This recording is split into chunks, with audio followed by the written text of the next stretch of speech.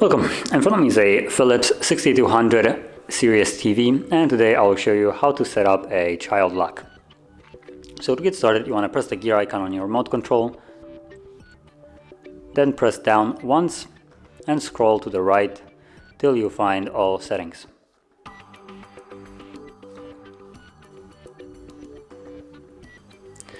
And in here, go to child lock, confirm it, and then below set code, confirm that and choose your desired pin. So I'm gonna use 1111. Then you need to re-enter it once more to confirm that, and once you do, it will be automatically set.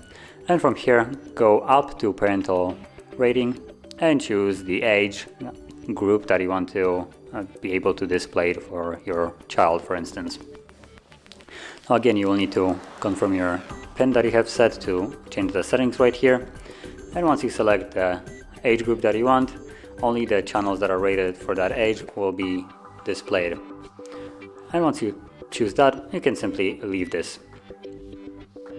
So that is how you set the child lock. And if you found this video helpful, don't forget to hit like, subscribe, and thanks for watching.